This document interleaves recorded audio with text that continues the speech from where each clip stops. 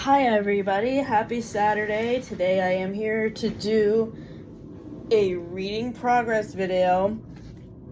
So next week I'm going on vacation, and in this video I'm also going to say which of these books I'll be taking with me. First I'm going to start off with some books I just finished that I'm returning to the library. The first is Kafka on the Shore by Haruki Murakami.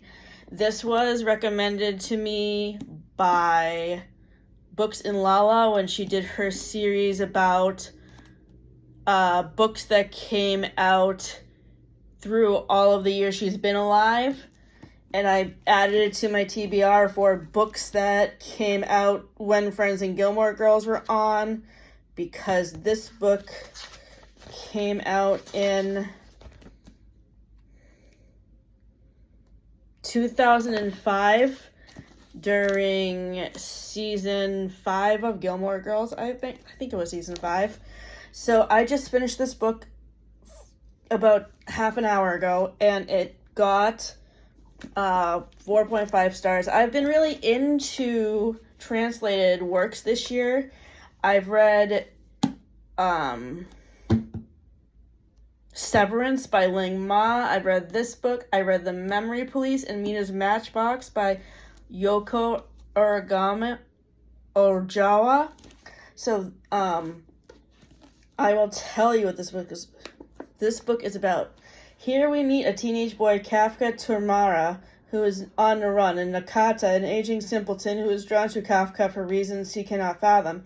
As their paths converge, acclaimed author Haruki Murakami unfolds readers in a world where cats talk, fish fall from the sky, and spirits slip into out of their bodies to make love or commit murder.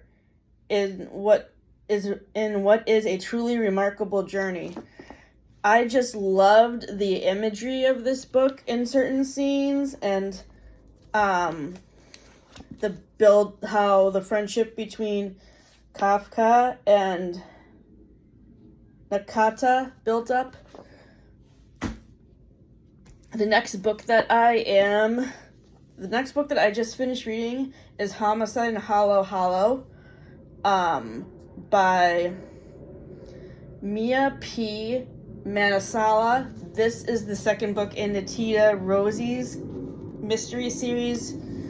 The first book was Arsenic and Adobo, which I read last year and gave 3.5 stars to. This book is a lot of fun because it's set in a beauty pageant, so it made me think of Luda, which I read during Pride Month because that's set during a drag show. So yeah, the mystery in this book was really fun to solve, and we will discuss at a later time making a recipe from the book. I don't remember which recipe we made from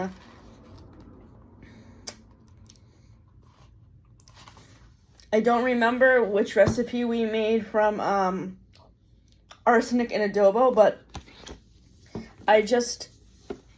I am really enjoying this series, and I know that there was a recent book that was released in it that came out earlier this year, but I'm trying to catch up in the series since I just started it last year. Book 5 came out in February, I think, so this is only book 2, and I have 2 more books to read before I'm fully caught up. The next book I just finished was Perfume and Pain. I found this book on a female rage recommendations list on Instagram. I don't remember who posted it.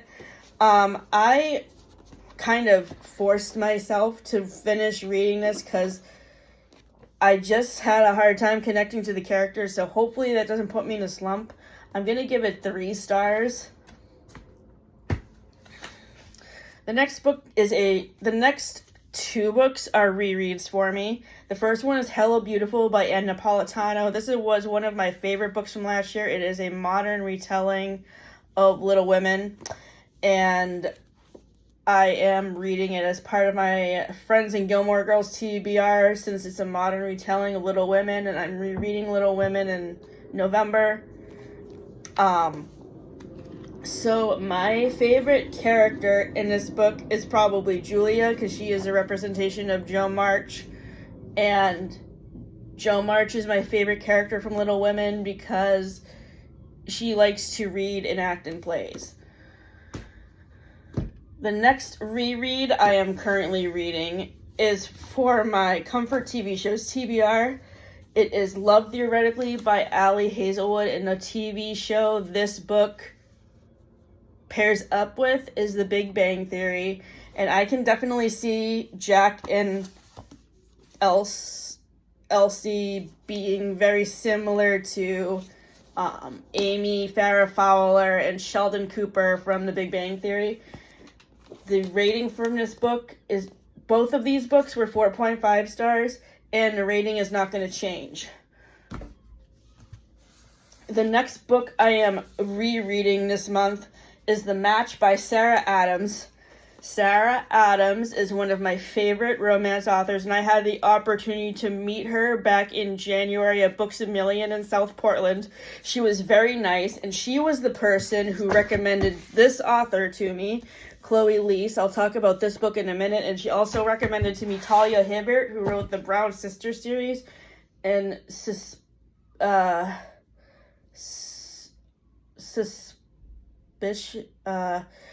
I can't remember the name of the romance book. It ends in a fairly cute, but I can't remember the rest of the title off the top of my head. So I'm reading this book for Disability Pride Month because the little girl so this book is about Evie, who runs a service dog company, and she meets this little girl who's 10 years old, who is going to be her client, whose name is Sam, and she ends up falling in love with her dad, Jake, and the buildup of their relationship is very sweet. As I said, this is a reread for me. I read it probably last fall, and I really enjoyed it. 4.5 stars. The next book I'm rereading for my Disability Pride Month TBR is Mean Baby, which is Selma Blair's memoir. For those of you who are movie fans of early 2000s and late 90s, early 2000s movies, Selma Blair was in Cruel Intentions. She was Vivian Kensington in Legally Blonde, and she was on the TV show Dawson's Creek, which I have yet to watch. She was also on Friends, and the one with the Christmas in Tulsa, where she played Chandler's co-worker in Tulsa, Wendy. And the thing I like the best about this episode is Matthew Perry fought against a plot line where Chandler was going to cheat on Monica, and that made me love him even more when I found that out. I first read this book a couple of months ago, and I loved it. For those of you who do not know this, Selma Blair has multiple sclerosis, so she talks a lot about her diagnosis in the later chapters of this book, and how she copes with her disability and stuff like that. And that was really interesting to learn about because I don't know a lot about multiple sclerosis. Another Friends actor who has multiple sclerosis, for those of you who may not know, is Christina Applegate, who played Rachel's sister Amy. The next book I am currently reading is Only One Is Us by Chloe Leese. The main character in this book, our main male character,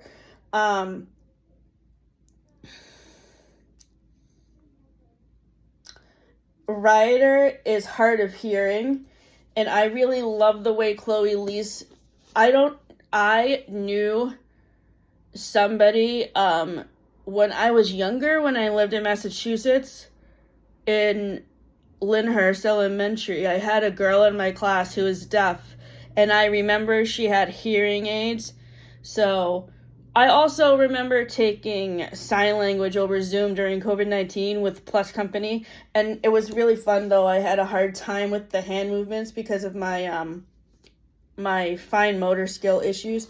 But yeah, so far I'm really liking the build-up between Ryder and Willa. I started this book the week before the 4th of July, and I am currently on chapter 17.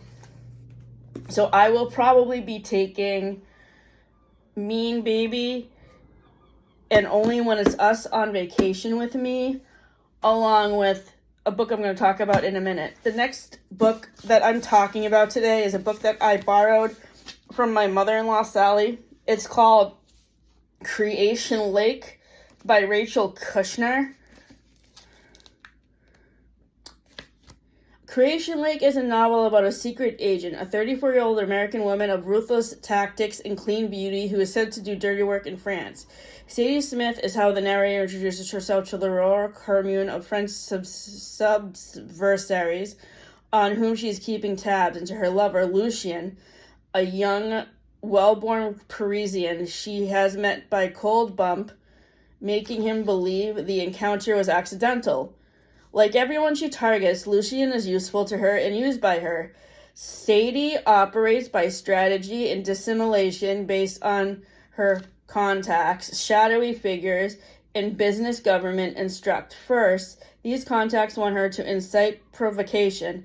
Then they want more. In this region of old farms and prehistoric caves, Sadie becomes entranced by a mysterious figure named Bruno Lacombe, a mentor to the young activists who believe that the path of emancipation is not revolt, but a return of the ancient past. Just as Sadie is certain she is the seductress of the puppet master she surveils, Bruno is seducing her with his ingenious counter-histories, his artful laments, his own tragic stories.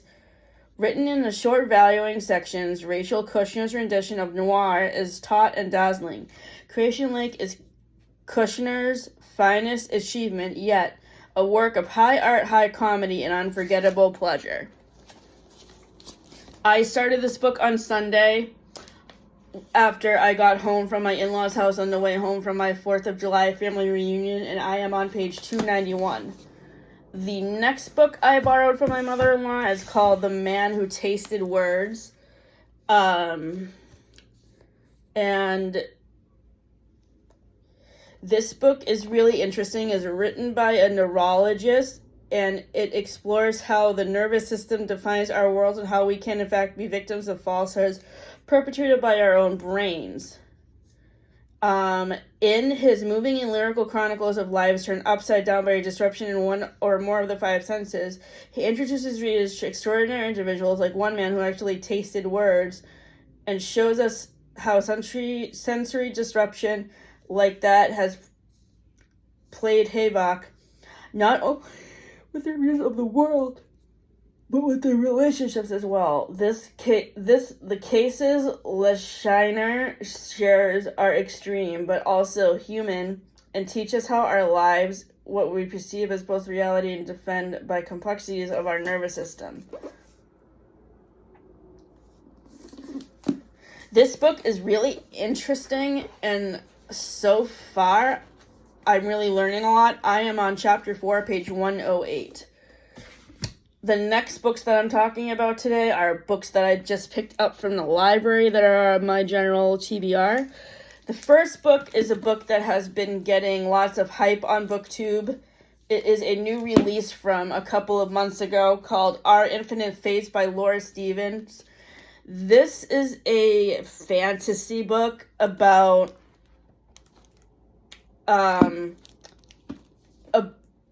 a couple who has been in love with each other for many years, and they travel back in time throughout different decades to I'm having trouble explaining this. The Invisible Life of Addie LaRue meets This Is How You Lose a Time War in this fantastical and epic love story that defies death as two souls reincarnate through the centuries. Evelyn can remember all her past lives. She can also remember that in every single one, she's been murdered before her 18th birthday by Arden, a supernatural being linked to her soul. The problem is that she's quite fond of the life she's in now, and her little sister needs her in order to stay alive. If Evelyn wants to save her sister, she'll have to find a centuries-old devil who hunts her through each life before they find her first, figure out why she's been hunted, and finally break their curse and try not to fall in love again. So the premise of this book is really interesting. It mixes the plots together of a book that I did not like and a book that I really loved. And I really love how this author combines aspects of the invisible life of Addie LaRue and This Is How We Lose the Time War together. I'm currently on page 52. The current time period the next chapter is set in is 2022. And one thing that I think is confusing about this book is there's too many different time periods that we're jumping back and forth in between. Like, I think they should have just picked modern day and, like, at least one or two past time periods instead of, like, 1800 and 1472 and 1042 during ancient Romans, which I'm not at that part yet. But I mean, I like this author's writing style. This book has gotten mixed reviews from other booktubers that I follow, and being not that far into it yet, I can't really anticipate what my rating will be. The next book that I'm currently reading is How to Get a Life in 10 Days, in 10 Dates by Jenny L. Howe. This is by the same author as One to Watch, which I haven't read yet. And I'm excited to read One to Watch, but this book is interesting also. Currently, I'm on chapter 6. I just started this a half hour ago. Dating as a plus-size woman has been exhausting for Haley Berkshire. Sure, she's only 25, but she's been doing it for a decade, and she's beginning to think it's time for a sabbatical. It doesn't help that she's been madly in love with her best friend Jack for years, but one disastrous weekend in college taught her the hard way that they'll never be more than friends. When her sister's engagement celebration fast approaching and her friends nagging her about a +1, Haley and Jack will do what they do best. Scheme. Haley plans to let her friends and family set her up with 10 people, and she's sure that once none of them proves to be a good match, her loved ones will finally let her fade into romantic retirement in peace. To her surprise, some of Haley's dates go better than expected, and for the first time in forever, she's actually having fun until Jack starts breaking all the rules they'd made to mend their friendship in college. He produces a laundry list of flaws for everyone she likes, crashes some of her nights out, and finally shocks her by throwing himself into the mix. Dating Jack has always been a dream, but Haley is afraid that the reality. Is it worth risking her best friend for something that may have never been meant to be? So this last part of this synopsis reminds me of the episode of Friends, the one with the list where Ross makes all of the pros and cons about Rachel and Julie and how much that hurt her feelings. I haven't gotten to that part yet where Jack tries to infiltrate her plans, but I'm interested to see what that's going to be like in this book. I mean, so far I'm enjoying this, but I'm not very far into it yet, so let's see what happens. The next book I am currently reading is Pride, Prejudice, and Other Flavors. This is a modern retelling of Pride and Prejudice that is set in India.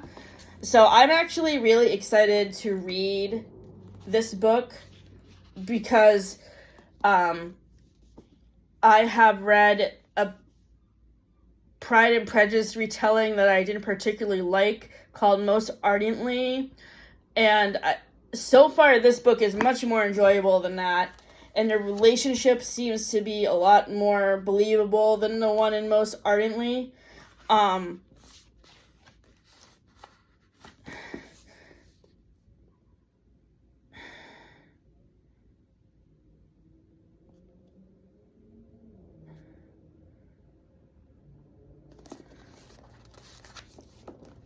So right now I am currently on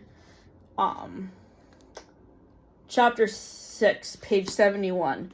Another book I'm planning to take on vacation with me when I go to vacation on Friday is A Thousand Splendid Suns by Khalid Hosseini. This is by the same author as The Kite Runner, which is a book I actually have never read before.